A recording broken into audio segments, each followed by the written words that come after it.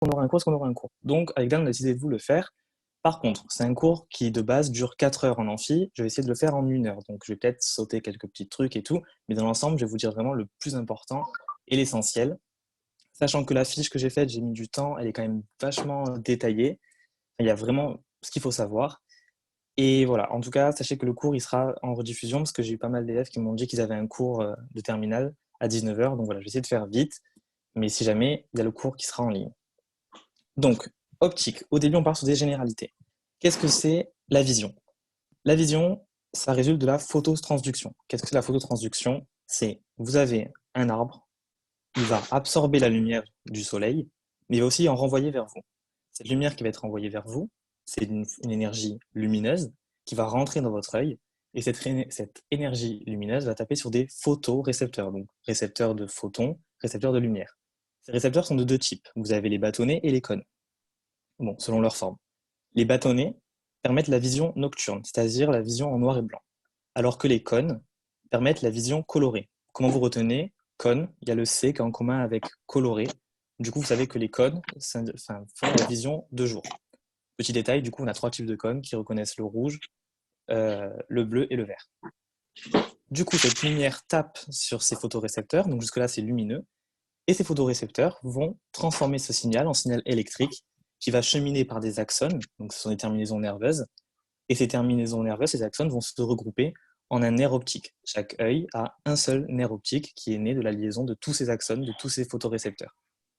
Ce qu'il faut savoir sur le début de ce cours, c'est que du coup, vous avez donc un œil droit et un œil gauche qui ont chacun un nerf optique, et dans ce nerf optique, vous allez avoir en fait 2 axones qui vont émerger, on va dire. C'est ce que j'ai représenté avec les couleurs bleu et rouge, je ne sais pas si vous voyez bien. Mais en gros, sur votre œil droit, par exemple, vous avez l'hémirétine droite et l'hémirétine gauche. C'est-à-dire que dans votre œil, il est séparant d'un côté droit et d'un côté gauche. L'hémirétine droite va envoyer des informations au niveau de l'hémisphère droit, alors que l'hémirétine gauche va envoyer des informations au niveau de l'hémisphère gauche. Pareil pour l'œil gauche. C'est pour ça que dans l'hémisphère droit, vous avez des informations qui viennent de la partie droite de l'œil gauche et de la partie droite de l'œil droit. Et inversement pour l'hémisphère gauche. Donc ça, c'est au niveau des axones qui cheminent dans le nerf optique. Et ce qu'il faut retenir, c'est que ces axones, elles vont s'entrecroiser au niveau d'un chiasma. Donc chiasma, c'est un croisement, on appelle ça le chiasma optique. Donc les nerfs optiques croisent ici. Et au niveau du thalamus, qui est une partie du cerveau au niveau du diencéphale, on appelle ça. Au niveau du thalamus, vous avez une petite partie qui s'appelle le corps genouillé latéral. Vous verrez ça plus tard aussi, c'est pas important du tout.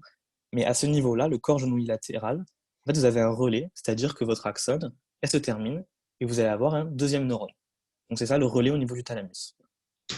Toutes ces informations électriques, du coup, donc phototransduction, c'est lumineux électrique, vont avoir pour but d'arriver à un seul endroit, c'est l'aire occipitale V1. Donc l'aire occipitale V1, elle se trouve sur la face interne du lobe occipital, donc en violet, et c'est là que ça va traiter l'information en premier pour vous donner une image. Mais c'est votre aire principale, mais vous avez des sous-régions qui sont très importantes aussi. Donc dans le cours, on vous en parle de 2, du coup. Vous avez une sous-région qui permet la localisation de l'objet, donc c'est le lobe pariétal. Donc ça en fait, vous pouvez vous dire où est l'objet, du coup je le vois, ok, mais où est-ce qu'il est par rapport à moi? Et vous avez une partie au niveau du lobe temporal qui, elle, permet la reconnaissance des objets. Ça tombe très souvent, vous devez savoir qu'est-ce qui fait quoi. Pour retenir, dites-vous que le lobe temporal, vous avez temps dedans, donc tout ce qui est concernant le temps. Le lobe temporal, c'est beaucoup utilisé dans la mémoire, tout ça. Donc c'est grâce à ce lobe que vous allez pouvoir reconnaître un objet. En gros, l'assimiler à vos souvenirs que vous avez de lui. Voilà, ça vous permet de distinguer. Donc c'est bien un ensemble qui marche de manière systématisée. Vous avez l'aire occipitale qui fonctionne aussi avec le temporal et le pariétal. Pour avoir une vision nette, phrase très importante, il faut 4 conditions et non pas 3. Souvent, on vous met 3 conditions. Il en faut 4. Il faut des conditions optimales au niveau de l'œil, c'est-à-dire que vous devez avoir un stigmatisme des yeux. En gros, le stigmatisme, ça veut dire que si vous regardez un point, vous allez avoir une image qui sort à un point. Le contraire, c'est l'astigmatisme. Donc, si vous regardez un point, vous allez avoir une droite, par exemple. Donc, il faut un stigmatisme des yeux, une convergence des yeux. En effet, notre œil il a une tendance à converger. Et il faut une image qui se forme sur la rétine. Si votre image ne se forme pas sur la rétine, votre image sera floue. Ça, c'est les conditions au niveau des yeux. Mais pour avoir une vision nette, il faut aussi une intégrité. Ah, je ne sais pas qui a son micro, mais si vous pouvez juste couper pour éviter que ça fasse du bruit. Merci. Je crois que c'est Victoire. Voilà, mais t'inquiète, c'est vrai. Et du coup, il faut aussi une autre condition, c'est l'intégrité de la chaîne visuelle. Intégrité de la chaîne visuelle, c'est-à-dire que vous devez avoir votre œil qui marche très bien, ok, mais aussi le thalamus, les lobes pariétaux, etc. qui marchent. Si tout ça ne marche pas, vous allez tout voir flou. Alors ensuite, on passe au dioptre. Donc déjà, sachez juste un petit détail sur la lumière, c'est que vous l'avez normalement étudié, la lumière c'est une onde électromagnétique qui se propage dans des milieux qui ne sont pas forcément matériels, et aussi c'est un flux de photons. Donc on parle de dualité onde-corpuscule. C'est à la fois une onde et à la fois en fait une entité composée de plusieurs photons. Donc ça s'appelle la dualité onde-corpuscule, c'est tout. Donc la lumière, quand elle rentre dans votre œil, elle rentre dans ce qu'on appelle un dioptre. Un dioptre, qu'est-ce que c'est? Donc notre œil, c'est un dioptre. Définition super importante, c'est 3 choses un dioptre. Enfin 4 du coup. Un dioptre, c'est quelque chose qui sépare deux milieux. Et ces deux milieux, ils sont comment? Ils sont homogènes, l'un et l'autre. Ils sont transparents, l'un et l'autre. Et ils sont d'indices de réfraction différents. L'indice de réfraction noté petit n, c'est simplement la capacité qu'a un milieu à réfracter les milieux, à réfracter les rayons, par exemple. Quand vous regardez dans l'eau, la lumière, vous voyez qu'en fait, les choses sont un peu décalées. Quand vous allez vouloir attraper un caillou dans l'eau, vous voyez que c'est un peu décalé parce que vous avez une réfraction. L'eau a un indice de réfraction particulier, et pareil pour tous les milieux. Donc, à retenir que le n de l'air, c'est 1, c'est le plus simple en fait, et le n du verre, c'est 1,5. La formule, c'est n égale c sur v. Tout simplement, c, c'est la vitesse de la lumière, et v, c'est la vitesse de la lumière considérée, en fait. Enfin, la vitesse que vous avez dans votre milieu réfringent. Et du coup, comme les deux sont en mètres par seconde, vous avez un indice de réfraction qui est sans unité. C'est un item qui tombe très souvent, ça, l'indice sans unité. Donc ça, c'est la définition que vous devez connaître par cœur. Au niveau du schéma, sachez que tous les schémas que vous avez dans ce cours sont là pour la compréhension. Jusqu'à présent, dans toutes les annales, on n'a jamais eu de questions du style, bon, bien sûr, construire quelque chose, c'est pas possible vu que ce sont des QCM, mais on n'a jamais eu d'item avec un schéma de construction optique et dire des trucs dessus. C'est très, très, très rare, mais par contre, il faut les comprendre pour très vite assimiler les questions qu'on nous pose et faire les références par rapport au schéma et voir plus facilement. Donc dans ce schéma, qu'est-ce qui est important? C'est que dans tout système optique, vous avez un axe optique, bon, c'est le grand axe horizontal, et vous avez un sens de la lumière. De manière conventionnelle, dans tous les exercices que vous aurez et dans tout ce qu'on fera, la lumière arrivera vers la gauche. Pourquoi? Parce qu'on est en France, on lit de gauche à droite en fait. Du coup, cette lumière arrive par la gauche, et il faut savoir du coup que votre axe optique, il va être orienté dans le sens de cette lumière. C'est-à-dire qu'on va parler de distance orientée. Qu'est-ce que c'est une distance orientée? C'est tout simplement que si vous prenez par exemple ici, donc O c'est le sommet du dioptre et C c'est le centre du dioptre, donc on va dire votre œil pour le coup, si vous prenez la distance OC, cette distance on va dire qu'elle vaut 5 cm. Ok. Mais si on parle de système optique, on va parler de distance orientée. C'est-à-dire qu'elle prend le sens du sens de la lumière. Donc là, votre distance OC, vu qu'elle va vers la droite, elle sera comptée positive. A l'inverse, si vous prenez la distance CO, qui va de la droite vers la gauche, cette distance orientée, du coup, sera négative. Et ça, c'est très, très, très important. Parce que si vous ne faites pas cette distinction entre distance orientée et non orientée, vous allez avoir faux dans vos petits calculs qu'il y a à faire à la fin. Ok. Non. Si vous avez des questions, vous pouvez m'arrêter. De qui? Tu te rappelles mes manettes quand c'était là? Lucas, Je savais pas comment il les a pris, le pauvre. Lucas, je sais pas si tu m'entends, mais on t'entend. Si tu peux couper ton micro, ce serait cool. Et Hugo, pareil, merci. C'est top. Du coup, on parle maintenant de conjugaison. Donc, qu'est-ce que c'est? Dans ce cours, vous avez une relation de conjugaison, on vous dit le stigmatisme, qu'est-ce que c'est? Le stigmatisme, c'est ce qu'on a dit au tout début, c'est quand vous regardez un point et que vous voyez une image qui est un point. Ça, c'est le stigmatisme. Dans le petit exemple qui est en image, votre A, vous le regardez, ça vous donne un point, vous voyez un A. Dans votre seconde image, votre A est flou. Pourquoi? Parce que chaque point de votre A, vous allez le voir déformé et pas sous forme de point. Du coup, ça va flouter votre image. Le stigmatisme, c'est quoi? Avec la construction géométrique, vous voyez tout simplement que vous avez une image AB qui renvoie une image AB. Votre point B, il est conjugué parce que votre point B donne bien un point B et non pas un ensemble de points B. Ça, c'est le stigmatisme. Le stigmatisme, il est dit approché parce qu'il n'existe pas de stigmatisme parfait, on n'est pas parfait. Du coup, on parle de stigmatisme approché et cette approximation, elle se fait avec l'approximation de Gauss. Vous n'allez pas savoir en détail, vous allez juste savoir que l'approximation de Gauss, c'est 3 propriétés. On s'en fout desquelles, il y en a 3. Formule importante à retenir, relation de conjugaison qui parle de ces points conjugués. Donc c'est la suivante qui est encadrée, moins n1 sur machin, machin, machin. Donc ça, à apprendre par cœur, hein, pas de secret. Et vous avez à droite la puissance dioptrique. La puissance dioptrique, c'est la puissance avec laquelle votre dioptre va faire converger les choses. Vous remarquez bien que la relation de conjugaison, du coup, elle est égale à N2 moins N1 sur OC. Et ce N2 moins N1 sur OC, c'est la puissance dioptrique qu'on utilise en unité mètre moins 1 ou dioptrie. Important, les distances, du coup, il y a une barre dessus. Quand les distances prennent une barre, et ça sera dans tout le cours, on parle de distance orientée. Très important. Alors ensuite, il y a beaucoup de blabla dans le cours et beaucoup de choses qui au final se rassemblent vers un même truc. On a deux types de dioptres. Sachez que votre œil, il est de nature convergente. Juste petit détail comme ça. Vous avez des dioptres qui sont convergents. Donc convergents, qu'est-ce que c'est? C'est-à-dire qu'ils vont faire converger les faisceaux vers un seul point. À l'inverse, divergents, ils vont faire diverger du coup les faisceaux, pas concentrés vers un seul point. Donc d'abord convergents. Au niveau de la construction géométrique, qu'est-ce que ça donne? Vous avez deux points. Donc ça c'est très important, écoutez-moi bien, parce que ça donne beaucoup de confusion. Dans tout système optique, vous avez une puissance dioptrique. C'est-à-dire qu'un dioptre, il a une certaine puissance qui fait converger ou diverger les points. À chaque puissance dioptrique, donc à chaque système optique, vous avez deux points particuliers qu'on appelle du coup le point focal objet ou le foyer objet principal, c'est la même chose, ou le point focal image ou le foyer image principal. Ce sont deux points qui ne sont pas visiblement en vrai, ce sont deux points qui dépendent de votre système optique et qui sont uniques.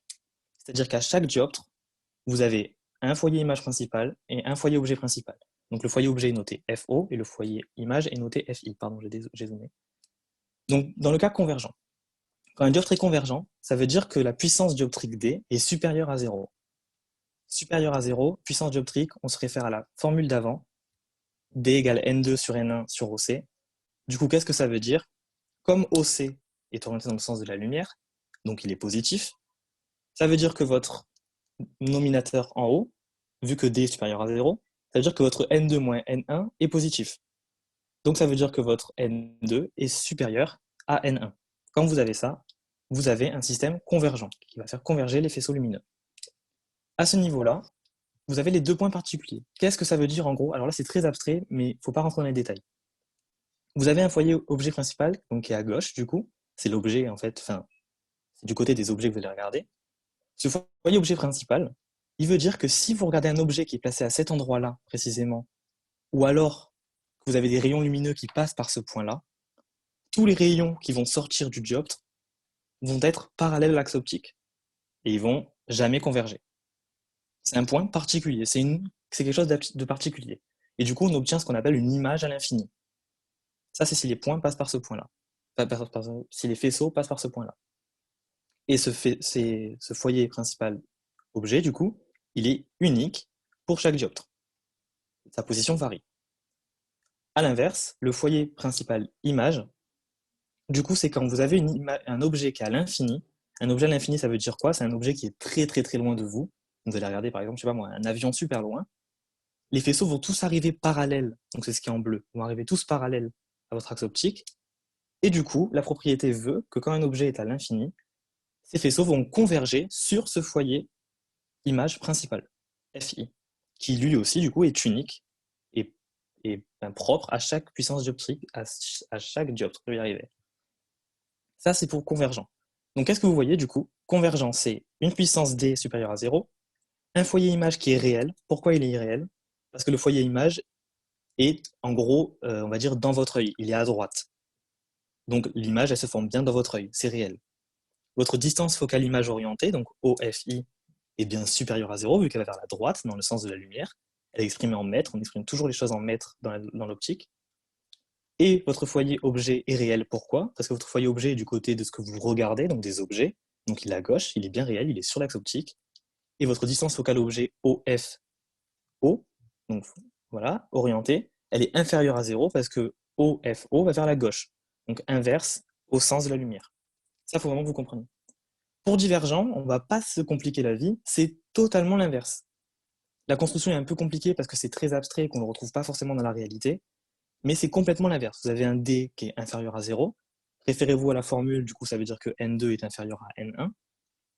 Vous avez un foyer image qui est virtuel, parce qu'en fait, par construction géométrique, ça, en fait, je vous le dis, mais c'est vraiment pas important de comprendre la construction parce qu'on ne retrouve pas ça dans la réalité, en fait. Du coup, votre foyer image est virtuel. Pourquoi? Parce que votre FI, il se retrouve à gauche, c'est-à-dire il se retrouve au niveau des objets. Donc, vous ne pouvez pas avoir une image qui se forme au niveau de ce que vous regardez en termes d'objets. Et inversement, votre foyer objet, lui, il est virtuel aussi, parce qu'il se forme dans votre œil, votre foyer objet. Alors que les objets devraient se former devant votre œil. Vous voyez, donc du coup, dans le convergent, tout est réel, c'est la situation réelle avec votre œil qui est en fait convergent. Et dans la situation divergente, tous les trucs sont virtuels et tout est inversé. Au niveau des constructions géométriques, voilà, ça pareil, c'est compliqué, ne cherchez pas à comprendre, mais c'est exactement l'inverse. Est-ce que ça va sur ça? Donc surtout, foyer image et foyer objet principal, c'est unique à chaque dioptre. Par contre, il y a une infinité de points images. Genre un point image, ben, c'est simplement quand vous regardez un truc, vous avez plein de points images qui vont se former dans votre rétine. Et un point objet, c'est quand vous regardez un arbre, votre arbre, il a plein de points objets. Mais par contre, ces foyers sont uniques. Voilà. Vous avez ensuite une petite partie sur le grandissement, donc ça tombe très rarement, mais il faut savoir ce que c'est. Le grandissement, c'est simplement que, en fait, en vrai de vrai, tout ce qu'on regarde, c'est un peu altéré dans la vraie vie, c'est parfois peut-être plus grand ou plus petit. Tout ça dépend d'une formule donc, qui est encadrée, elle est à connaître par cœur. Vous n'aurez pas de calcul dessus, mais elle est à connaître par cœur. Et du coup, quand vous regardez un objet, donc le petit schéma que vous avez là, il faut vous reconnaître trois propriétés. Donc votre objet A1, B1, on va dire que c'est un arbre. Vous avez A1, c'est le bas du tronc, et B1, c'est les feuilles, quoi. Quand vous le regardez, les faisceaux, ils vont avoir trois tendances. Si vous voulez conjuguer votre point B1, vous allez faire un premier trait parallèle à l'axe optique. Et on a dit, les points parallèles à l'axe optique, qui viennent comme si c'était un objet à l'infini, ils vont converger vers le foyer image principal. On part de B1, on fait un deuxième faisceau lumineux. Le faisceau lumineux qui va de B1 et qui passe par le centre optique, lui, il n'est pas dévié. Tout faisceau lumineux qui passe par le centre optique n'est pas dévié, il est tout droit. Et dernière situation, on part de B1, donc au niveau du vert, tout faisceau lumineux qui passe par le foyer principal objet ressort de manière infinie, du coup, parallèle à l'axe optique. Donc avec un point, vous pouvez tracer trois faisceaux lumineux différents, avec trois propriétés différentes, et vous voyez du coup qu'en fait, pour tracer une image de quelque chose, vous avez besoin que de deux rayons, parce que forcément, sur ces trois rayons, il y en a forcément, enfin les trois en fait vont se croiser en un même point, mais du coup, si vous en faites que deux, vous aurez forcément un croisement, et vous pourrez tracer votre image. Donc deux segments, deux faisceaux lumineux suffisent. Retenez bien ça, les faisceaux qui arrivent parallèles ressortent en se croisant au FI, les faisceaux qui arrivent, enfin qui passent par le FO ressortent parallèles, donc c'est l'inverse, et les faisceaux qui passent par le centre optique, donc C, eux ne sont pas déviés. Du coup, vous avez une image qui sera renversée, et c'est votre cerveau qui fera le travail de la mettre à l'endroit, mais votre image sera renversée sur votre rétine. Donc si vous avez une image renversée, au niveau de votre grandissement, vous aurez un résultat qui sera négatif. Voilà, ça c'est juste ça. J'ai oublié de dire un petit truc, mais une image nette, c'est une image qui se forme sur la rétine. On reviendra dessus plus tard. Ça, c'est le grandissement. Proximité d'un point. Donc ça, proximité, on ne sait pas trop ce que c'est concrètement, mais il faut vraiment retenir cette définition qui est ultra importante. La proximité d'un point image ou objet se définit sur l'axe optique comme l'inverse, donc 1 sur, l'inverse de la distance orientée, c'est super important de mettre orienté, en mètres, parce que toutes les distances sont en mètres, entre le sommet du dioptre O et ce point. C'est-à-dire que la proximité d'un point, c'est O, on part de ce point, et on va vers un autre point, et on fait l'inverse de ça. Et tout ça avec une distance orientée. Donc ça dépend si votre point sera vers la droite, votre direction sera vers la droite ou vers la gauche. La proximité, c'est comme la puissance, on l'exprime en mètre moins 1 ou en dioptrie. Juste, pourquoi ici le centre optique il passe, enfin c'est pas haut, s'il vous plaît. Alors, attention, le centre optique, c'est C, et le sommet du dioptre, c'est O. C'est deux choses différentes. Du coup, les points qui passent par le centre optique C ne sont pas déviés. O, Ok, c'est le sommet du dioptre, c'est le premier contact avec ton dioptre, en fait. ok, merci. Et voilà, il faut bien faire attention, le centre du dioptre, c'est C. Alors là, ensuite, dans le cours, vous avez une petite aparté sur l'œil, qu'est-ce que c'est? Donc, classique, classique, classique en question, on vous inverse, on vous dit qu'il y a 4 milieux transparents enfin, 3 milieux et 4 tuniques, c'est l'inverse. Votre œil, c'est 3 tuniques et 4 milieux transparents. 3 tuniques, c'est simple, il y en a une externe, une moyenne, une interne. Votre tunique externe, sur votre œil à droite, c'est ce qui est en blanc. C'est le plus externe. C'est en fait une enveloppe qui est protectrice. Vous avez en avant la cornée, c'est ce qu'on peut voir en fait au niveau de votre œil, on va dire. Et vous avez en arrière la sclérotique. Retenez bien ce qu'il y a en avant, ce qu'il y a en arrière. Et là, dans cette partie-là, il faut vraiment. C'est assez facile quand on a tout retenu. On peut piéger en disant ça c'est ça, ça c'est ça va là, ça va là. Donc tunique externe, c'est cornée en avant, sclérotique en arrière, ça protège. Tunique moyenne, on l'appelle aussi l'UV. Il y a 3 choses. En avant, au centre, vous avez l'iris, avec au centre de votre iris la pupille. Donc l'iris, c'est la couleur de vos yeux. Hein. Au centre, vous avez la pupille qui est noire. Ça, c'est la tunique moyenne. Ensuite, vous avez, un peu plus loin, le corps ciliaire. Le corps ciliaire, c'est 2 choses. Le procès ciliaire, qui va sécréter l'humeur aqueuse, mais ça, on s'en fiche, et le muscle ciliaire, qui est important, qui permettra l'accommodation qu'on verra plus tard. Donc, corps ciliaire. Petit détail, parce que dans le cours, c'est écrit en vert, donc normalement, c'est pas important, parce qu'il dit on s'en fout, mais je vous le dis quand même. Le muscle ciliaire, en gros, dans votre corps, vous avez 2 innervations. On parle d'innervation parasympathique et sympathique. Pour aller très vite, même si vous verrez les détails beaucoup plus tard, l'innervation parasympathique, c'est ce qui fait votre situation, enfin, c'est quand vous êtes au repos. Quoi. Parasympathique, c'est quand tout va bien, on va dire. L'innervation sympathique, c'est quand vous êtes en situation de stress ou d'émotion intense. Du coup, pour faire la comparaison, quand vous êtes en système sympathique, donc quand vous êtes en stress, genre un lion qui va vous manger, ou alors que vous êtes super amoureux, que tout c'est que, enfin, super, voilà, attirance maximale. Du coup, à ce moment-là, vous avez une innervation sympathique, ce qui fait que vous allez avoir une pupille dilatée. Plus classique et peut-être plus parlant, même si je ne vous incite pas à prendre de la drogue. Quand vous prenez de la drogue, souvent vous voyez dans les films les gens qui ont les pupilles dilatées. Ça, c'est le système sympathique, du coup. On appelle ça une mydriase, et votre pupille se dilate parce que vous êtes en situation voilà, d'euphorie et tout. À l'inverse, le système parasympathique, il va faire une myosis, c'est-à-dire que votre pupille, du coup, elle va se rétracter et devenir plus petite. Voilà, ça c'est pour la petite référence innervation. Et au niveau de la tunique moyenne, vous avez la choroïde. Choroïde, c'est tout simplement un peu comme votre tissu conjonctif embossé, c'est là où il y a tous les vaisseaux et les apports nutritifs et tout. Et enfin, tunique interne, c'est la rétine. C'est là où vous avez les photorécepteurs. Et du coup, au centre de cette rétine, en fait, dans l'axe de votre pupille, vous avez la macula, ou qu'on appelle aussi fovea. C'est le point d'acuité maximale. C'est là où vraiment vous voyez trop bien les choses. Et au centre de cette fovea, vous avez du coup la foveola. C'est vraiment le point où vous voyez du must, du must, du mieux. 3 tuniques et 4 milieux transparents. Dans l'ordre des milieux transparents, vous avez la cornée, l'humeur aqueuse, le cristallin et l'humeur ou corps vitré. Retenez juste les 4 milieux. Et du coup, de façon très simpliste, on assimile l'œil à un dioptre unique, de puissance 60 dioptries. On dit que votre œil, c'est un dioptre qui a une puissance 60 dioptries. Mais en réalité, c'est plus compliqué. Dans votre œil, vous avez plusieurs dioptres, en fait. Il y en a 4 à connaître.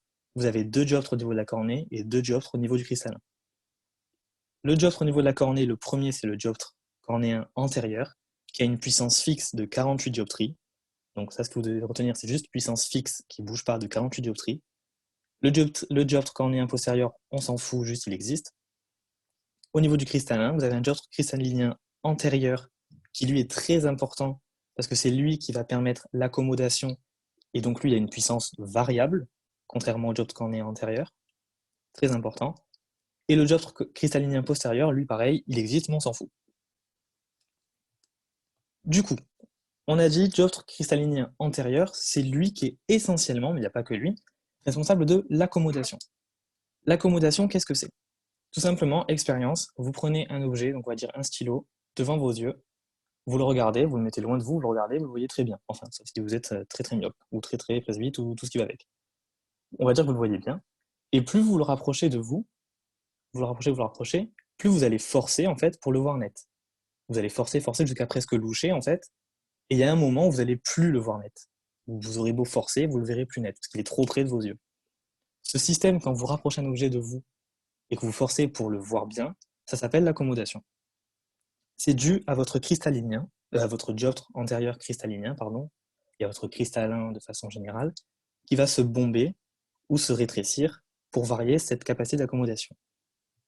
Qu'est-ce qui se passe concrètement? En gros, vous avez le muscle ciliaire dont on a parlé, avec l'énervation et tout là. Ce muscle ciliaire, quand vous regardez un truc qui est loin de vous, ce muscle ciliaire est au repos. Donc vous êtes calme, tout va bien, vous voyez bien les choses qui sont loin. Le muscle ciliaire est au repos. Vous avez les fibres zonulaires donc, qui sont collées du muscle au cristallin, qui elles, du coup, à contrario, sont tendues. Et du coup, votre cristallin est tout tendu. Il n'est pas bombé. À ce moment-là, vous êtes au repos et vous accommodez pas. À l'inverse, quand vous allez accommoder, donc plus un objet sera près de vous et vous allez le regarder, votre muscle ciliaire va se contracter. A contrario, les fibres zonulaires vont se détendre et devenir toutes souples, ce qui va permettre au cristallin de se bomber. Et en se bombant, vous allez du coup accommoder et voir mieux les objets près de vous. Sachez, donc c'est pas très intuitif au niveau des schémas, mais du coup, on a dit puissance dioptrique c'est N2 moins N1 sur OC. Et bien du coup, pour que cette puissance dioptrique augmente, en gros l'accommodation c'est quand cette puissance dioptrique augmente, pour qu'elle augmente, il faut que OC diminue, parce qu'il est en dénominateur. Je reviens sur la formule pour que vous l'ayez bien en tête, si ça doit bien marcher. Hop, elle est là votre formule. Si OC diminue, votre puissance dioptrique augmente, et donc vous avez l'accommodation. Du coup, à chaque fois que votre cristallin se bombe, en fait, ça revient à diminuer OC. Ça diminue le rayon de courbure. C'est pas intuitif au niveau des schémas, mais vous devez retenir ça. Quand vous avez la formule en tête, c'est facile à retenir. Donc ça, c'est l'accommodation. À droite, vous avez un peu plus détaillé, on va dire. Et du coup, au niveau de l'accommodation, ce qui est important, c'est le plus important du cours pratiquement, c'est les punctum, rémotum et proximum. Donc qu'est-ce que c'est que ça? En gros, dans votre système optique, vous avez un punctum rémotum PR et un punctum proximum PP. Le punctum rémotum, c'est le point au niveau duquel, si vous placez un objet au punctum rémotum, c'est l'endroit où vous allez pouvoir voir cet objet nettement sans accommoder. Donc vous êtes tranquille au repos, vous voyez cet objet pleinement au PR. Donc vous avez une capacité d'accommodation D0, ça veut dire une accommodation minimale, vous êtes au repos. A l'inverse, si vous avez un objet qui est placé au PP, donc le punctum proximum, c'est le point au niveau duquel vous allez voir un objet net si vous accommodez au maximum, donc au maximum de votre capacité, donc ça s'appelle Dmax. Du coup, si vous avez un objet qui est placé entre votre PR et votre PP, vous pouvez le voir net, ça s'appelle la plage de vision nette. Si vous avez un objet qui est derrière votre PR, vous ne pouvez pas être plus au repos que ce que vous êtes au repos. Donc tout ce qui est derrière votre PR, du coup à gauche du PR, vous ne pourrez pas le voir. Enfin, vous pourrez le voir, mais pas net. Et du coup, tout ce qui est en avant de votre PP, donc sur l'axe optique, tout ce qui est à droite du PP, vous ne pouvez pas aller plus loin que votre accommodation maximale. Donc tout ce qui est avant votre PP, vous le verrez flou. C'est typiquement l'exemple du stylo que vous rapprochez de votre nez, là. Et ben, au bout d'un moment, vous le voyez complètement flou parce que vous avez dépassé votre PP. Ça, vous le voyez avec le petit schéma en bas vert et orange. Du coup, entre PR et PP, c'est ce qu'on voit nettement, c'est la plage de vision nette. Et ce qui est orange, c'est ce qu'en avant de PP, c'est ce que vous ne pouvez plus voir nettement. La proximité du rémotum et du proximum, c'est la définition qu'on a dit juste avant. C'est l'inverse de la distance orientée. Du coup, la proximité du rémotum, c'est 1 sur OPR, orienté. Donc, si on revient sur l'axe optique, OPR, ça sera négatif, parce que votre PR est vers la gauche. Et pareil pour la proximité du proximum, 1 sur OPP. OPP est aussi orienté, du coup, PP est à gauche, donc OPP, ça sera négatif aussi. On parle de distance orientée. Si vous ne mettez pas les moins, les plus, selon où sont les punctums, ça sera obligatoirement faux. Pour l'œil hémétrope, donc qu'est-ce que c'est l'œil hémétrope? C'est l'œil, on va dire, qui va parfaitement bien. L'œil hémétrope, ce qu'il faut retenir, c'est il a un PR en fait qui est à l'infini. C'est-à-dire qu'il n'a pas de position fixe, votre PR, et en gros, théoriquement, vous pouvez tout voir de loin. Genre, tout ce que vous le voyez très net. Par contre, le PP, lui, il a une distance fixe. Vous ne pouvez pas voir super nettement un truc qui est collé à votre nez. Voilà, donc pour l'œil hémétrope, il faut vraiment retenir que ce PR est à l'infini. Et Juste ensuite, une question, oui. désolée. Mais du coup, le PP, il n'est pas fixé pour la limitrophe. Enfin, il n'y a pas de valeur donnée. Enfin, Non, ça dépend de chacun. Ok, d'accord. Merci. Voilà, ça dépend de chacun, mais par contre, il a une valeur fixe. Ok. Et du coup, formule super importante, celle-là, il faut la retenir, c'est sûr, c'est l'amplitude d'accommodation. En gros, c'est la capacité d'accommodation de votre œil. Elle se note A, elle est égale à la proximité du rémotum, R, moins la proximité du proximum P. C'est la plus importante des formules de ce cours, parce que c'est elle qui vous permet de faire les calculs. Ça va sur l'accommodation, c'est super important. Allez, je continue. Bon, je pense que j'arriverai pas à faire en 1 heure, hein, je vous le dis. Vous regarderez le replay pour ceux qui ont un cours, désolé. La presbytie. Alors, la presbytie, qu'est-ce que c'est? C'est une... donc, justement, j'allais dire une bêtise. Ce n'est pas une pathologie. C'est pas une maladie, la presbytie. C'est un processus physiologique de vieillissement. Donc, on vous dit que ça apparaît vers la 5e décade. En gros, vers 50 ans, vous devenez tous presbytes. Qu'est-ce que c'est? C'est une diminution de la capacité d'accommodation. En gros, on a du mal à accommoder. Donc, qu'est-ce que ça veut dire? On a du mal à voir les objets qui sont près de nous. Donc, au niveau du schéma, qu'est-ce que ça donne? Ça donne un PP, du coup, qui va reculer. Vous voyez, si vous avez compris, l'œil hémétrope, du coup, il est en haut. Donc, c'est la situation qu'on a vue tout à l'heure. L'œil presbyte, il est en bas. Vous voyez que votre PP, il recule. Et du coup, s'il recule, ça veut dire que vous verrez moins bien les trucs qui sont devant vous. Plus il recule, plus vous allez voir flou quand c'est près de votre œil. Ça, c'est la presbytie. C'est dû à une diminution de votre capacité, de la capacité du cristallin à se bomber ou pas. Cette presbytie, donc du coup, retenez bien que c'est physiologique, c'est juste dû au vieillissement. Pour tous les sujets, que ce soit myope, hypermétrope, hémétrope, peu importe, on dit qu'on est presbyte quand votre amplitude d'accommodation A est inférieure à 3 dioptries. Toujours pour n'importe quel œil. Si dans un exo vous avez A inférieur à 3 dioptries, vous savez que votre sujet est presbyte. Du coup, petit truc sur l'œil hémétrope. Donc c'est le rond rouge là. Pour l'œil hémétrope, des trucs à reconnaître par cœur, à savoir par cœur automatiquement, ou de savoir que votre proximité du rémotum est égale à 0. Pourquoi? Parce qu'on a dit que le PR dans l'œil hémétrope, il est à l'infini. Du coup, si vous venez sur votre proximité du rémotum, vous avez 1 sur OPR. Donc O, rappelez-vous, c'est le sommet de votre dioptre.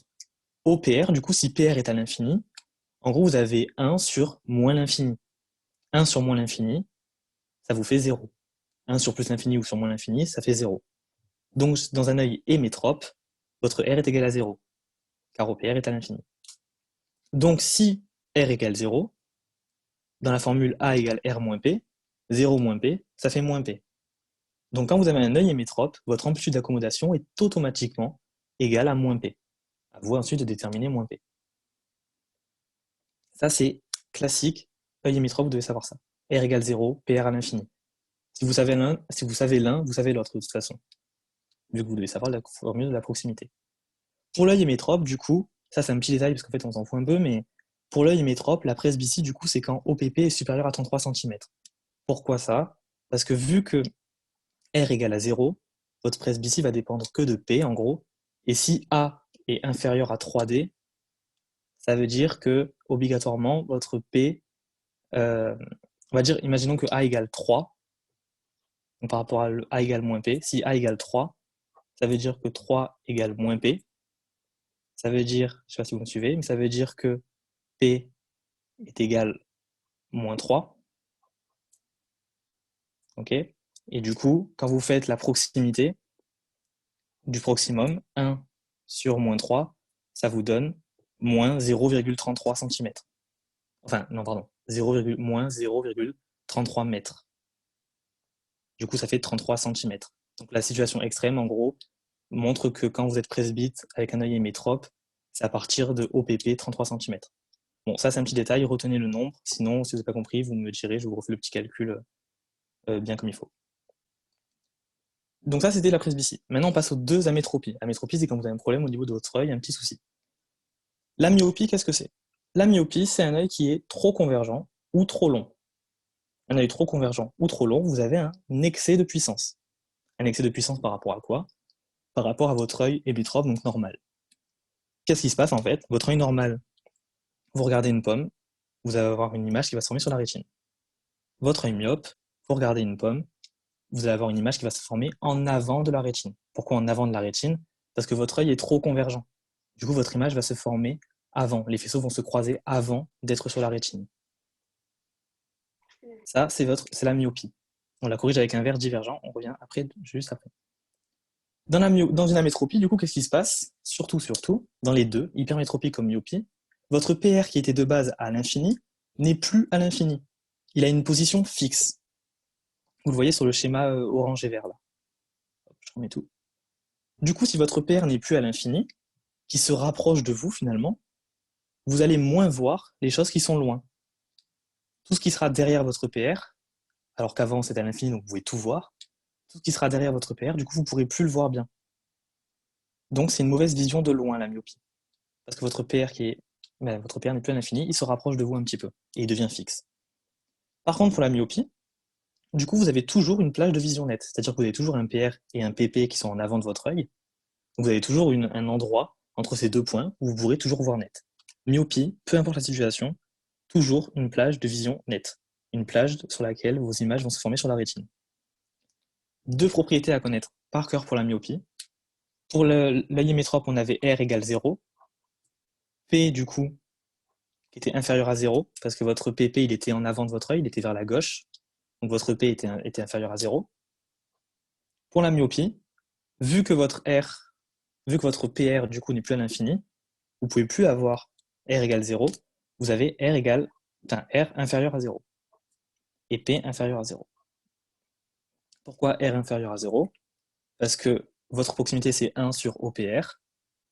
OPR, comme PR est en avant de l'œil vers la gauche, OPR sera négatif, on s'en fout du nombre, mais ça fera 1 sur quelque chose de négatif, donc ça sera inférieur à 0. Ça, c'est à retenir, plus, plus, plus. Quand vous voyez un R inférieur à 0, vous savez que c'est myope, automatiquement. Les deux punctums sont dits réels. Pourquoi ils sont réels? Parce que ces deux points sont en avant de votre œil. Ces deux points, voilà, ils sont devant vous. On va dire qu'on pourrait les symboliser avec quelque chose dans la vraie vie. Et du coup, pour corriger un œil myope, vu qu'il est trop convergent, il va falloir diverger les faisceaux. On va pas mettre une lentille convergente, on va mettre une lentille divergente, vu que l'œil est trop convergent. Une lentille divergente, ça ressemble à ça.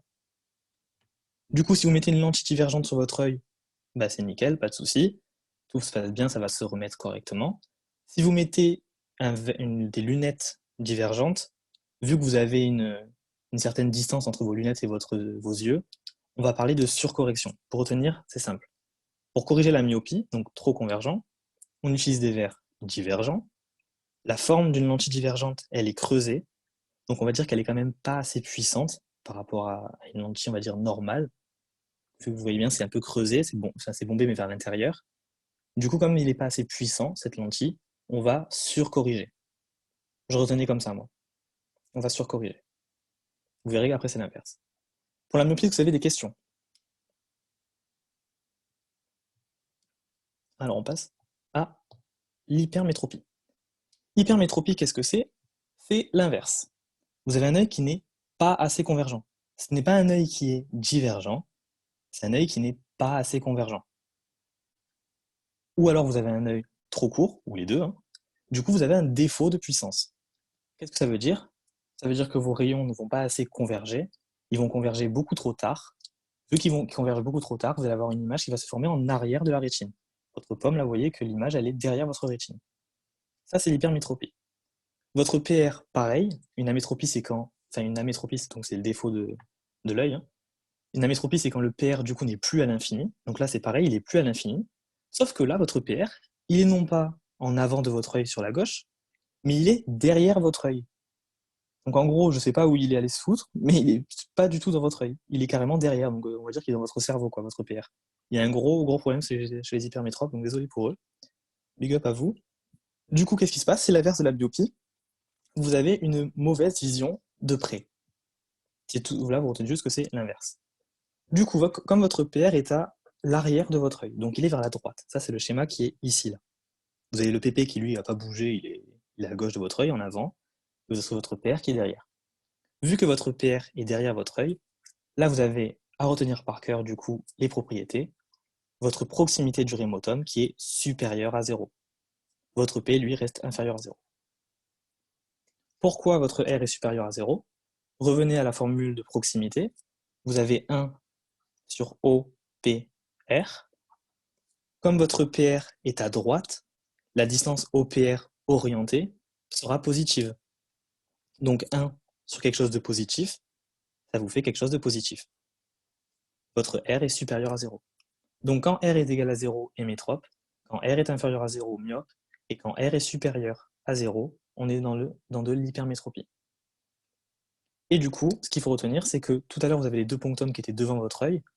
Donc du coup, ils étaient tous les deux réels, on pouvait les symboliser, on va dire. Alors que là, un PR qui est derrière votre œil, je ne sais pas comment vous pouvez le symboliser en fait. Donc lui, il est virtuel. Par contre, votre P qui est toujours en avant, il reste réel.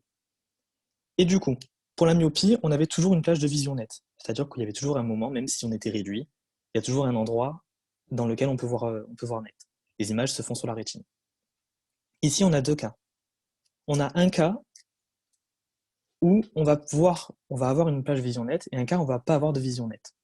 Dans tous les cas, l'hypermétropie, donc ça c'est un truc compliqué du cours, mais c'est pas du tout à comprendre le mécanisme, c'est un peu bordel, retenez pas. Le seul truc qu'il faut savoir, c'est que du coup votre PR, vu qu'il est en arrière de votre œil, l'hypermétrope, pour voir net, il va devoir sans cesse accommoder. Il va accommoder pourquoi? Il va tellement accommoder qu'il va en fait renvoyer son PR en avant de l'œil. Voilà, le mécanisme n'est pas à savoir, mais juste un hypermétrope pour voir net, du coup, il est obligé de ramener son PR en avant de l'œil, ça veut dire qu'il va accommoder. Et du coup, tous les hypermétropes, peu importe leur situation, ils accommodent. S'ils accommodent pas, du coup, ils voient pas net parce que le PR est derrière. Et vous n'avez plus cette plage de vision nette. Du coup, deux situations. Donc, si vous revenez à votre formule A égale R moins P, vous allez la bouger. C'est-à-dire que vous allez déterminer P égale à combien. Donc, si on bouge A égale R moins P, vous obtenez cette formule. P est égal à R moins A. Du coup, quand vous avez ça c'est fait pour comprendre, au lieu d'apprendre par cœur. Si R est inférieur à A, si R est inférieur à A, vous allez voir du coup que P sera inférieur à 0. Si P est inférieur à 0, ça veut dire que votre PP est en avant de l'œil, donc vous allez pouvoir avoir une plage de vision nette. Parce qu'après avoir ramené votre PR, vous aurez une distance en fait entre PP et PR qui sera réelle, qui sera devant votre œil. Ça, c'est si R est inférieur à A. Par contre, si R est supérieur à A, donc R moins A sera positif. Du coup, votre P, il sera aussi positif. Qu'est-ce que ça veut dire un P positif? Ça veut dire que votre PP sera aussi derrière votre œil. Si vous avez un PP derrière votre œil qui est virtuel et un PR derrière votre œil qui est virtuel, même en accommodant, donc en ramenant votre PR en avant de votre œil, votre PP, lui, restera derrière votre œil. Et vous n'aurez quand même pas de plage de vision nette, même en accommodant. Ok? Ça, c'est... Parce qu'on peut apprendre bêtement R inférieur à A, plage de vision nette, R supérieur à A, pas de plage de vision nette, mais c'est mieux en comprenant avec le calcul, en fait. Donc, est-ce que ça va, ça? On va dire que oui. Ouais. Voilà. C'est bon? Nickel. C'est beaucoup plus facile pour retenir comme ça. Vous devez savoir que quand c'est inférieur à 0 ou supérieur à 0, ça vous permet de savoir où sont les punctums, en fait, et de savoir qu'est-ce qui est virtuel et réel. En tout cas, sachez qu'un hypermétrope, dans tous les cas, il va accommoder. S'il n'accommode pas, là, c'est sûr qu'il n'a pas de plage de vision nette. Et du coup, pour corriger l'hypermétropie, c'est l'inverse de la myopie.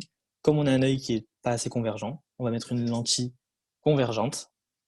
Du coup, lentille convergente, c'est une lentille qui est bombée, donc on va raisonner de la façon un peu différente. Pour corriger l'hypermétropie, on utilise des verres convergents. La forme d'une lentille convergente, elle est un peu bombée, donc elle est un peu trop puissante. Du coup, si on utilise des lunettes, on va sous-corriger.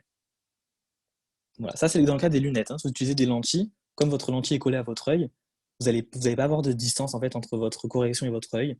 Et du coup, vous restez tel quel. Mais si vous mettez des lunettes, il y a une certaine distance qui s'instaure. Du coup, il faut soit faire de la surcorrection, soit de la sous-correction. Moi, je raisonne par rapport à la forme de la lentille, qui fait qu'on sous-corrige ou qu'on surcorrige. Correction de l'amétropie, pareil, c'est super important. Du coup, quand vous faites un verre de lunettes ou une lentille, comment on va corriger l'amétropie? Il faut que la vergence de votre lentille ou de votre verre, donc notez V, soit égale à votre proximité du rémotum R. La proximité du rémotum R, donc votre grand R, c'est égal au degré d'amétropie. C'est-à-dire que quand on dit quelqu'un est myope de moins 2 dioptries, ça veut dire que son R est égal à moins 2. Quelqu'un qui est hypermétrope, donc ce que je dis c'est peut-être complètement faux, hein, mais quelqu'un qui est hypermétrope de plus 14 dioptries, ça veut dire que son R est égal à 14. Et du coup, quand vous faites un verre ou une lentille, pour corriger, il faut que votre V soit égal à votre R. Tout simplement, et c'est très important, il faut faire attention aux signes. Si R est égal à moins 2, votre vergence doit être égale à moins 2. Si c'est égal à plus 6, ça doit être égal à plus 6. Il ne faut pas oublier les signes. Et donc, pour corriger l'état métropie, donc, on fait avec la vergence. Et au niveau de la chirurgie, on peut faire aussi de la chirurgie au niveau de la cornée. En gros, ça, c'est vraiment du détail dans le cours. C'est pas important, ça tombe très, très rarement. Mais vous avez deux types de lasers. Vous avez le laser excimer qui va en fait faire une photoablation en surface, donc qui va supprimer une partie de votre cornée qui est défectueuse et qui est trop ou pas assez convergente. Ça, c'est le laser excimer. Donc ça fait plutôt mal. Enfin, on vous arrache l'œil, quoi. C'est pas ouf. Et vous avez le laser LASIK qui est intrastromal, lui qui va être plus appliqué en profondeur. Du coup, c'est un peu mieux. Hop. Est-ce que vous avez des questions? Là, lancez-vous, parce qu'on va faire des 3 petites QCM. Donc, c'est les QCM que j'avais donnés, mais on va les faire ensemble pour voir si vous avez capté. Juste du coup, c'est un peu bête ma question, mais juste pour bien Pas de récapituler, question bête. il n'y a que le P qui peut être positif pour un œil hypermétrope. Le R, il ne pourra jamais être positif. C'est que le P quand il est derrière la. Alors justement, l'œil. chez l'hypermétrope, le R est positif. Je reviens sur la diapo de l'hypermétrope. Ton PR, du coup, il est plus en avant de ton œil, il est en arrière de ton œil. Ah oui, oui, oui. Ouais, je Du coup, comprends, voilà, je comprends. donc ton R est Ok. supérieur à 0. Et ton P, lui, Oui, ça c'est dépend. vrai. Soit tu as de la Ok, chance, d'accord. ton P il sera inférieur à 0 et là ça va, tu t'en sors plutôt pas trop mal. Soit ton P il est supérieur à 0 et là tu es dans la merde. Ah oui, ok, d'accord, merci. Ok. Vraiment, s'il y a Oui. une chose à retenir vraiment super importante, c'est vraiment, voilà, hémétrope, R égale 0, P moins 0, enfin inférieur à 0. Chez le myope, R est inférieur à 0. Et chez l'hypermétrope, R est supérieur à 0. Du coup, exemple. Alors, si vous avez de quoi faire, je vous propose quand même de le faire en. Enfin, vous savez quoi? On a le temps quand même. Vous essayez de le faire? Ça vous dit? Pour ceux qui l'ont déjà fait, c'est pas grave, vous pouvez faire un entraînement. Mais essayez de le faire, on se donne genre 3 minutes, vous essayez de faire ce QCM. Et après, je le fais avec vous. Ok? Ok. Voilà, je vous laisse 2 petites minutes et après, on le fait ensemble de toute façon.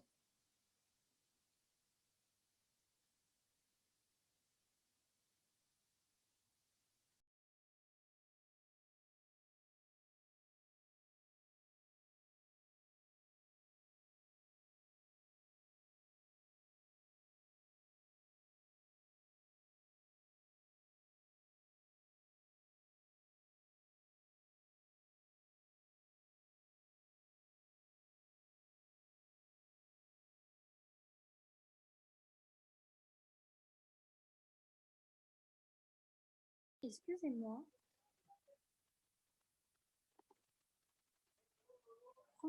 Hop, oui. Oui, il y a qu'une seule réponse ou alors c'est à choix. À chaque fois, il y a plusieurs réponses possibles. Ah voilà, d'accord. Il peut y en avoir une, comme il peut y en avoir 5. Ok, d'accord, merci. Là, pour le coup, il y en a 3. Je vous aide. De juste. D'accord, merci.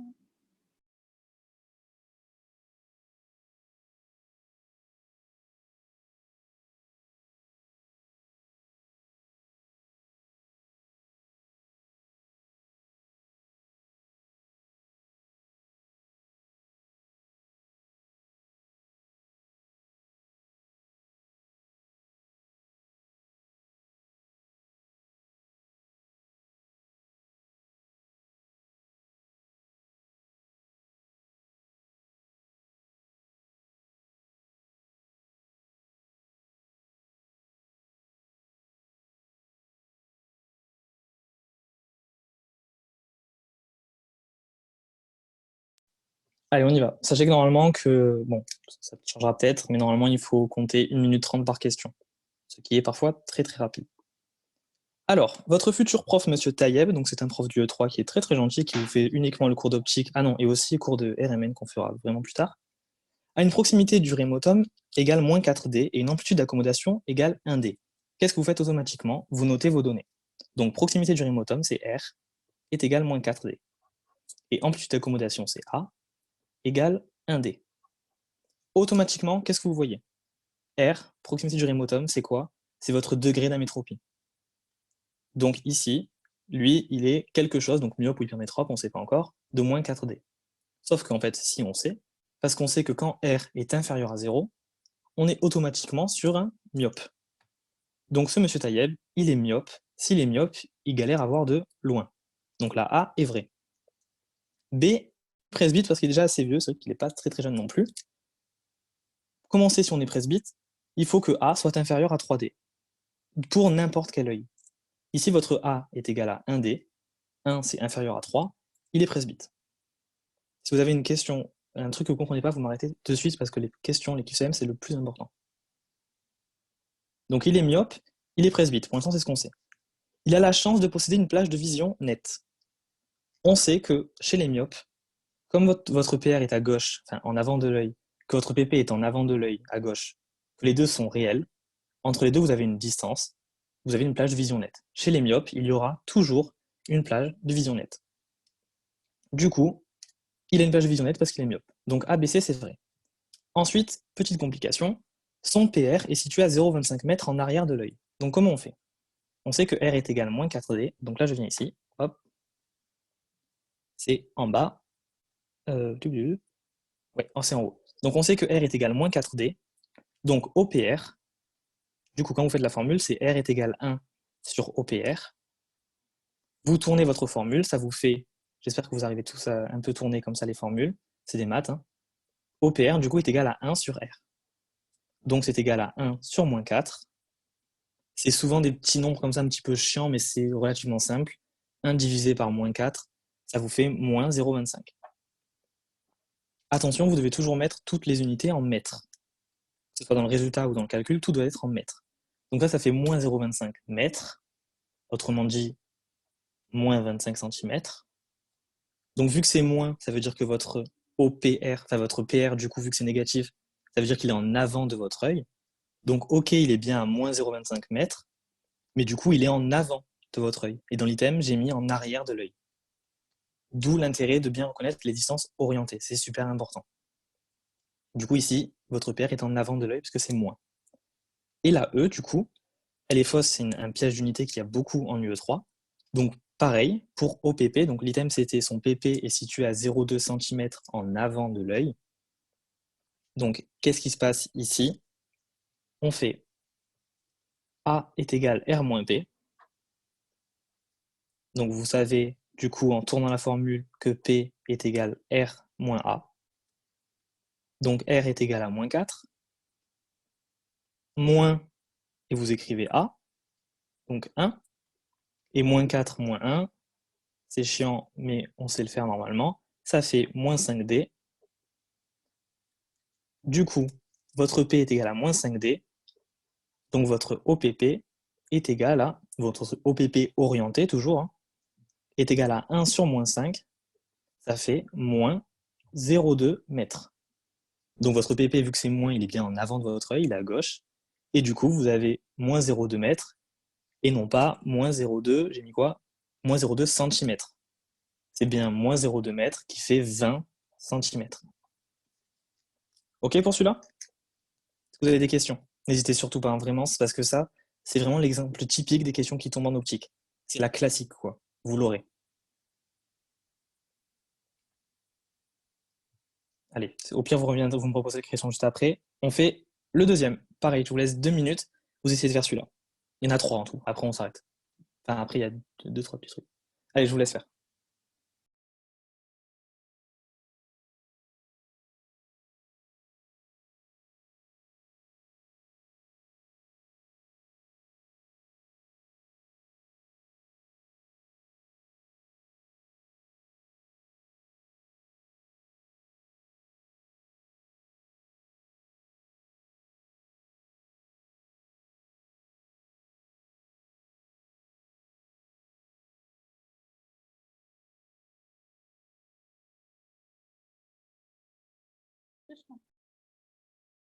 Hop, une question? Non, je cru entendre quelqu'un. Non, non, pardon, c'est moi, j'ai Ah. activé mon micro sans faire exprès. Ah ok, pas de soucis, t'inquiète.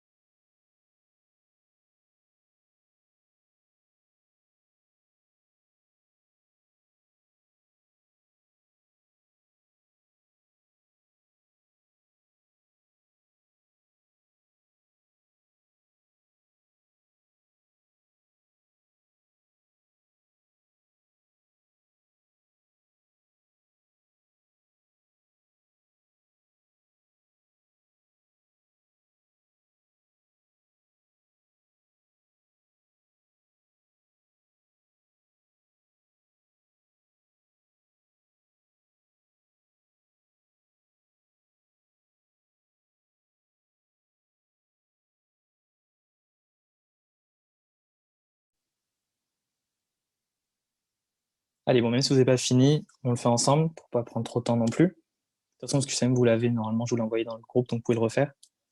Du coup, un sujet ayant un punctum remotum situé à 100 cm en avant de l'œil et une proximité du proximum de -2.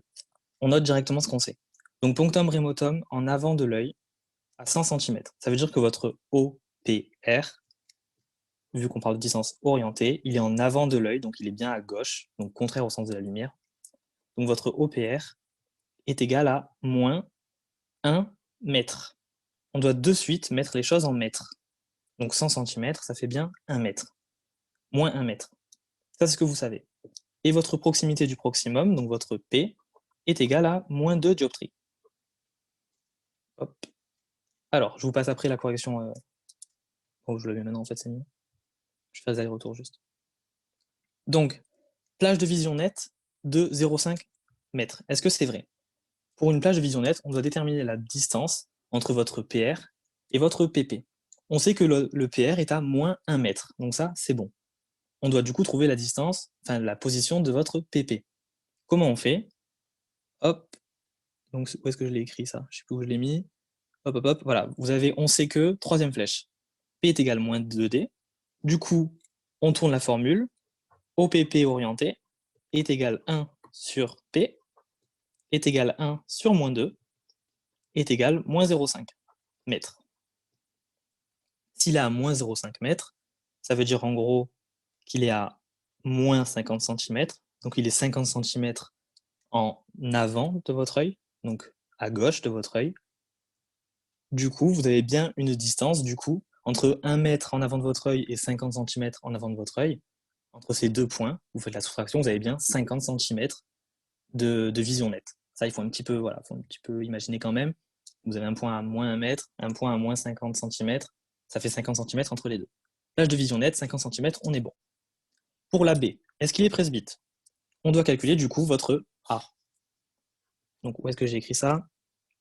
Je l'ai mis, on en déduit que, deuxième ligne, A est égal à R moins P. Hop, moins P. Du coup, il faut calculer votre R qu'on n'a pas encore calculé. Donc votre R, ça vous l'avez, on sait que deuxième flèche. OPR est égal à moins 100 cm. Donc ça fait moins 1 mètre. Du coup, votre R est égal à 1 sur moins 1. 1 sur moins 1, ça fait moins 1 dioptrie. Tout simplement. Donc A égale R moins P, on revient du coup à la deuxième flèche du on en déduit que. R moins P, donc vous avez R moins 1, moins P, P qui est égal à moins 2, donc vous mettez entre parenthèses, faites attention aux signes qui peuvent se changer, ça c'est super chiant. Du coup, moins 1 moins -2, ça fait moins 1 plus 2, ça fait 1 dioptrie. On parle de presbyte, 1 dioptrie c'est inférieur à 3 dioptries, donc ce monsieur ou cette madame est presbyte. Ensuite, ce patient du coup sera corrigé par une lentille sphérique divergente de vergence égale à 1 dioptrie. Donc on vous parle de lentille divergente. Donc il faut savoir si votre sujet est myope ou s'il est hypermétrope. On sait que le PR, il a une distance fixe en avant de votre œil. Donc il est à gauche. Ça veut dire que votre R, puis on l'a calculé de toute façon, notre R, ça veut dire que votre R est inférieur à 0. Si votre R est inférieur à 0, on est bon, on est sur quelqu'un qui est myope. Donc est-ce qu'on a besoin de lentilles divergentes? Oui. Un myope est trop convergent, on utilise des lentilles divergentes. Par contre, est-ce que la vergence est égale à 1 dioptrie? Ça, du coup, non. On a calculé tout à l'heure que la proximité du remotum, donc le degré d'amétropie, est égal à -1 dioptrie. Donc la vergence des lentilles doit être égale à -1 dioptrie. Et pas juste 1. Le signe est important. Avec des verres de lunettes, il faudrait une surcorrection. Donc ça, c'est le petit truc où il faut un peu réfléchir. Du coup, pour des myopes, on utilise des lentilles divergentes qui sont un peu creusées. On a un défaut de correction. Donc il faut une surcorrection, effectivement. Et enfin, la E, ça c'est un petit truc du cours, une petite subtilité à connaître. Ce sujet a une capacité d'accommodation supérieure à un sujet hémétrope. Sachez que même si votre A diverge entre tous les yeux, tous les yeux, tous les gens en fait, ont la même capacité d'accommodation. Voilà, la phrase c'est malgré les accommodations différentes de chacun, tous les yeux ont les mêmes capacités d'accommodation. Donc ça c'est un item un peu nul, mais il a fait tomber une fois. Sachez que tous les yeux ont les mêmes capacités, même si concrètement, ça se reflète plus ou moins. Des questions sur celui-là? Juste du coup, les Ouais. myopes, c'est toujours une surcorrection pour les lunettes, non? Pardon, j'ai pas entendu. Pour les myopes, les lunettes, c'est toujours une surcorrection ou pas tout le temps? Enfin, c'est tout le temps une surcorrection, non? Alors, sauf si on te sort une lentille super bizarre, je sais pas. En tout cas, oui, là, pour le cours, tu te prends pas la tête. Oui, oui.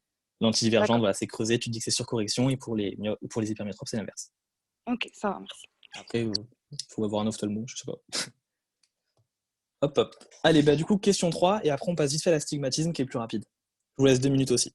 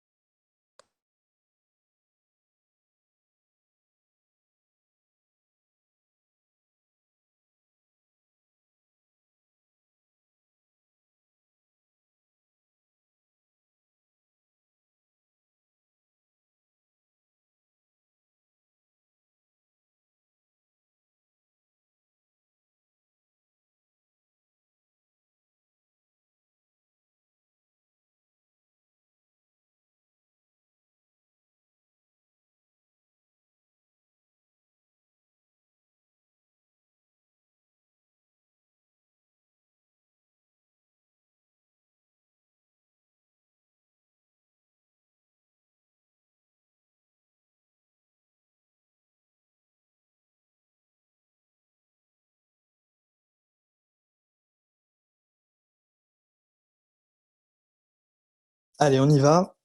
Enfin, je ne veux pas faire trop long non plus.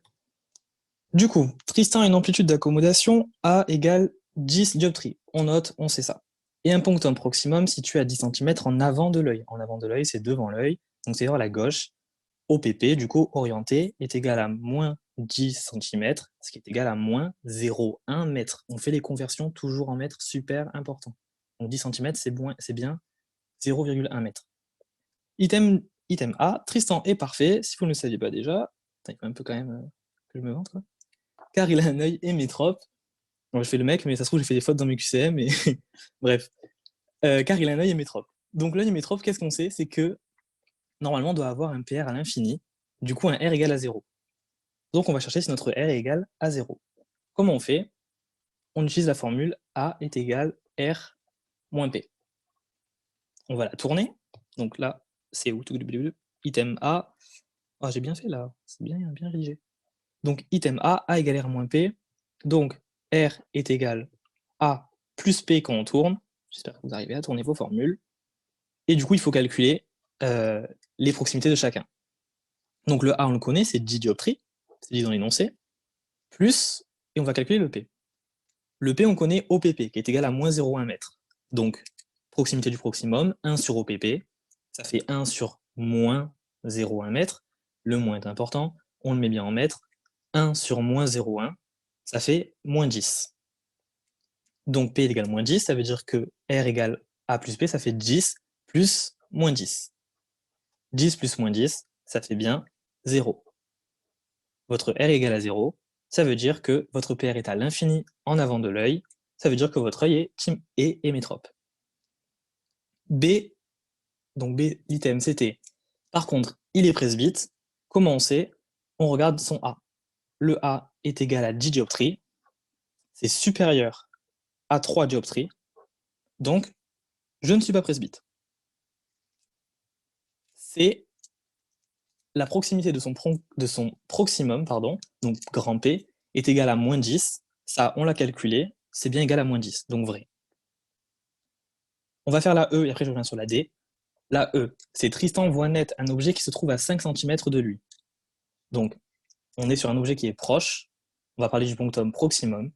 Là, je sais que mon punctum proximum, il est à 10 cm en avant de moi. Ça veut dire que quand je mets un objet à 10 cm de moi, je le vois bien parce que j'accommode à fond. Mais si je mets un objet plus proche que 10 cm, je le verrai flou.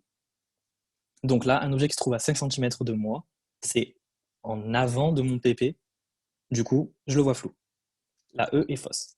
Et pour la D, c'est vrai que je ne l'ai pas dit pendant la leçon là.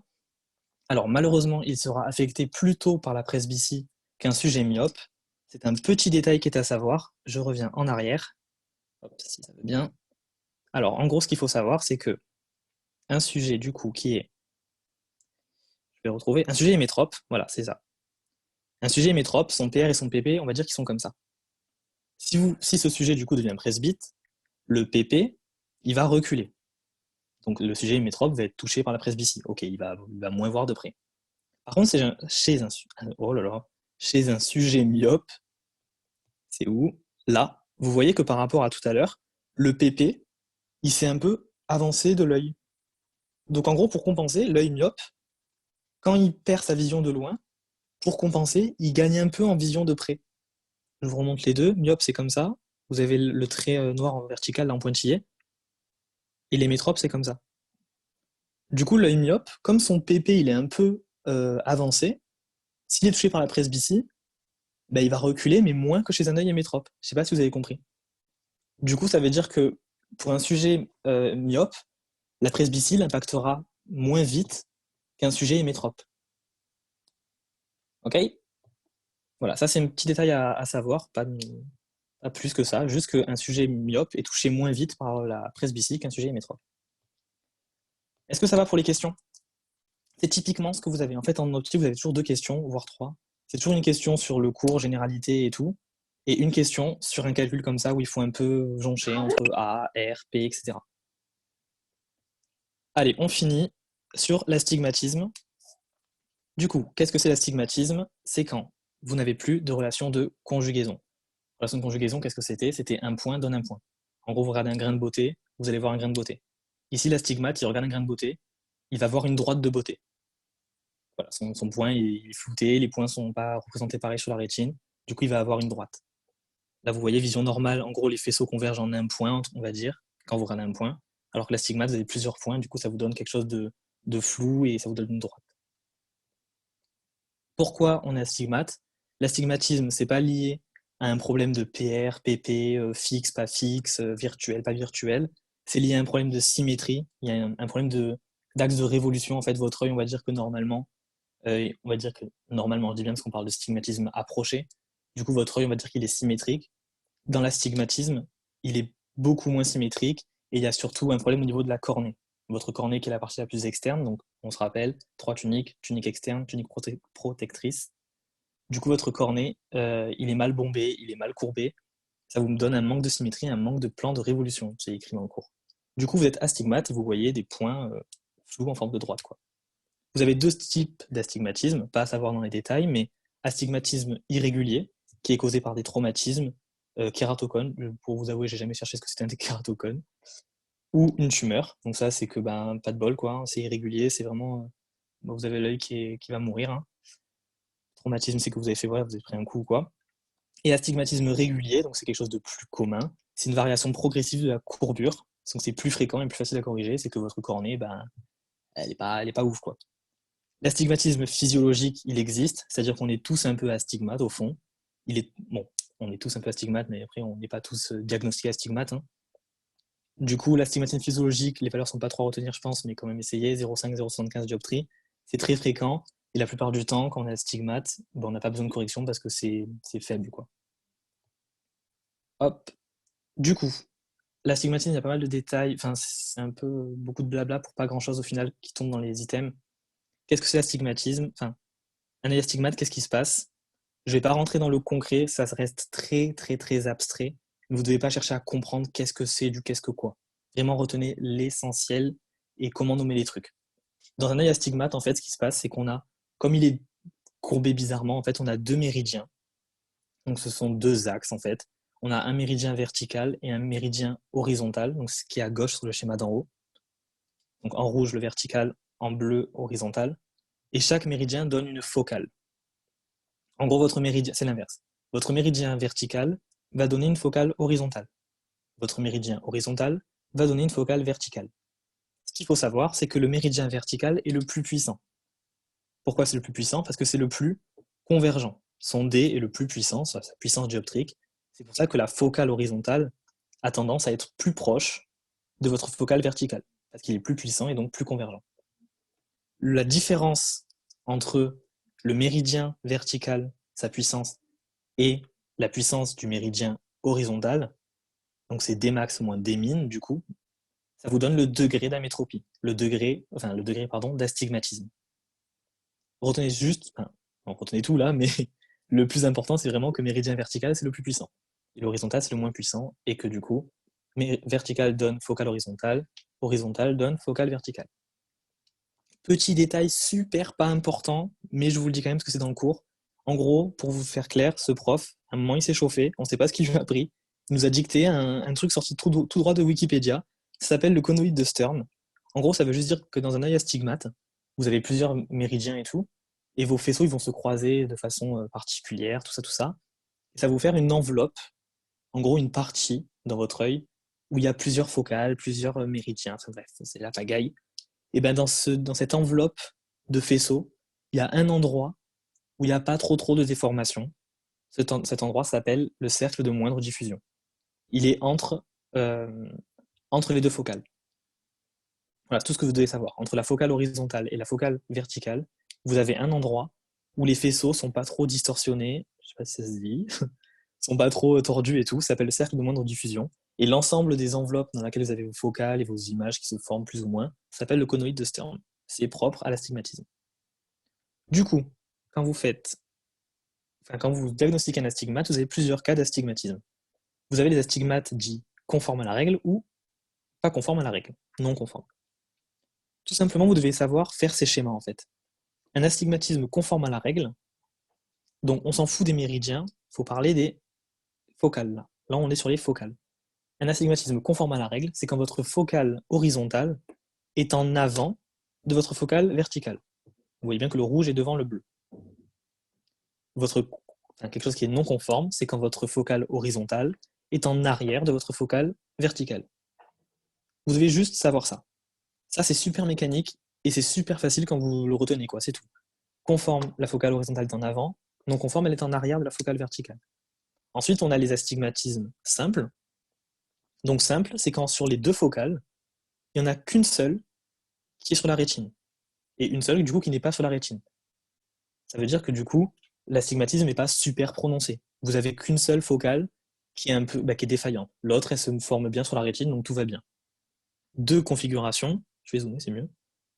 Vous avez soit un astigmatisme simple où les focales sont vers la gauche, du coup ça sera myopique, soit un astigmatisme simple où la focale qui est défaillante est vers la droite, ça sera hyperopique.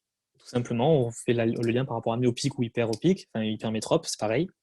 Quand c'est myopique, c'est trop convergent, donc la focale elle est en avant de la rétine, et quand c'est hypermétrope, c'est pas assez convergent, du coup c'est en arrière de la rétine.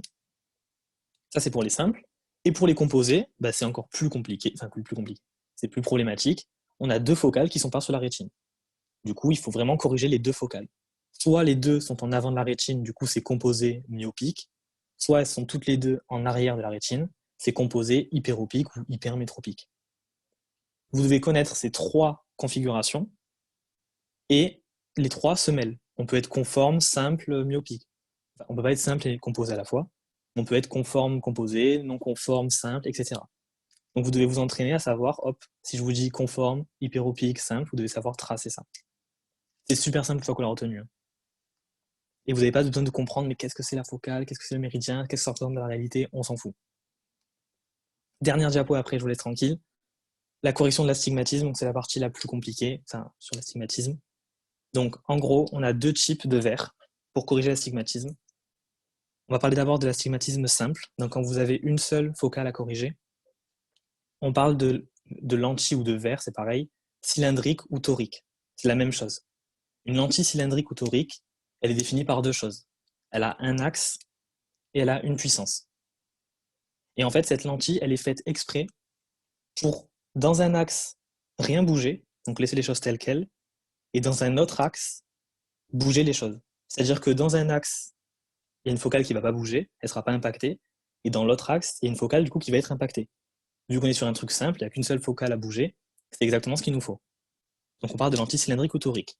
Pour la correction, donc ça c'est la phrase la plus importante, pour la correction, au niveau de l'astigmatisme, la lentille cylindrique torique doit être convergente ou divergente selon le cas que vous êtes, dans le plan du méridien à corriger, donc perpendiculaire à la focale à déplacer.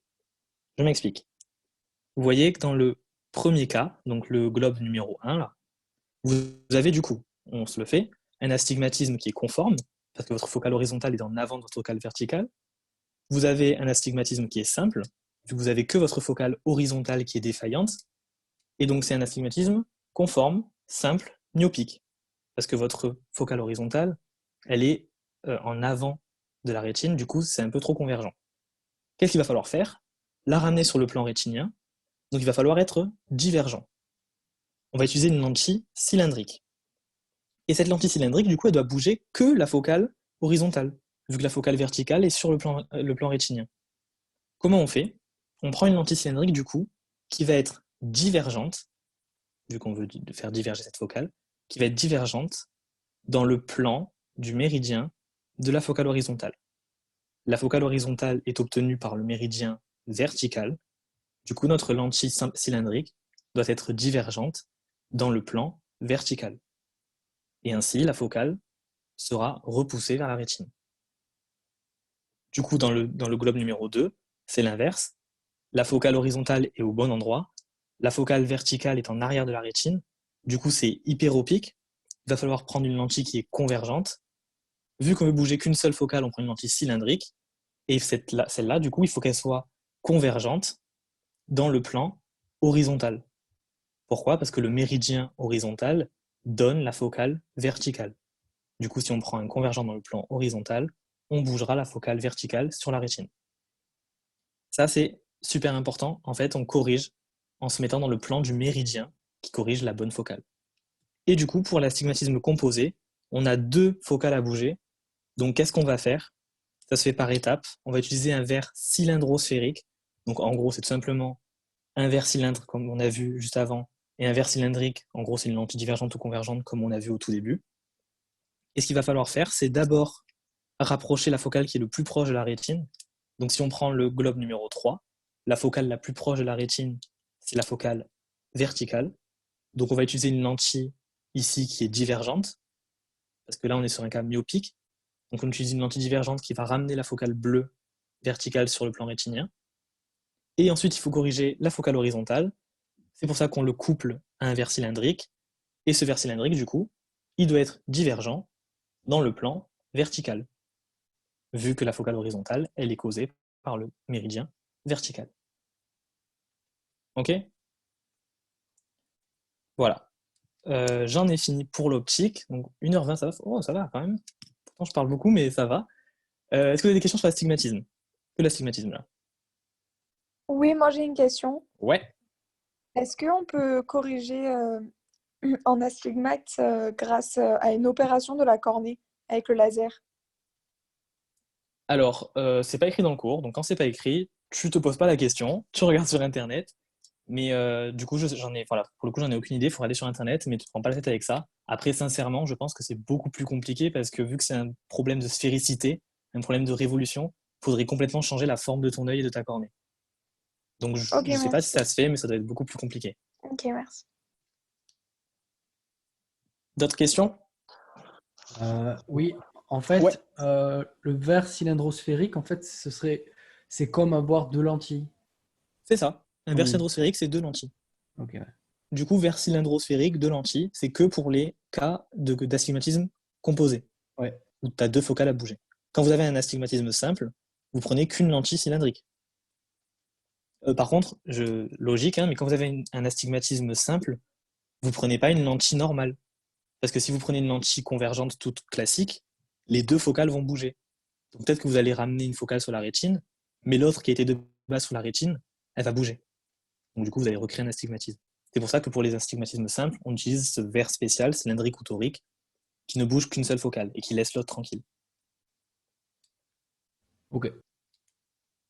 D'autres questions? Moi, j'avais une question, enfin, je pense que tu l'as Ouais. dit, mais j'ai pas très bien compris. Là, pour Vas-y. l'astigmatisme simple, Ouais. du coup, la lentille, elle va être perpendiculaire à la focale, c'est ça? Elle est pas, enfin, je sais pas Oui, comment. c'est ça. Oui, c'est ça. Voilà, dans le cours, c'est très brouillon. Retenez juste l'explication que c'est pas du tout parce que je me sens supérieur, hein, c'est juste que tout le monde me disait de faire comme ça, c'est beaucoup plus simple. Retenez mon explication qui est mieux du coup. Il faut vraiment que la lentille, en fait, vous retenez votre axe de puissance. Il faut que la lentille soit avec un axe qui corresponde au méridien. Tout simplement, retenez pas le perpendiculaire, pas perpendiculaire Ok. et tout. Voilà, tu veux corriger une focale qui est horizontale, et ben alors tu t'appliques sur le méridien vertical et inversement. De toute façon, il n'y aura pas d'item du style la lentille doit être mise perpendiculairement, tu vois. Ok, ça va. Merci. Je t'en prie. D'autres questions? Parfait. Maintenant sur Parfait. tout. Hein.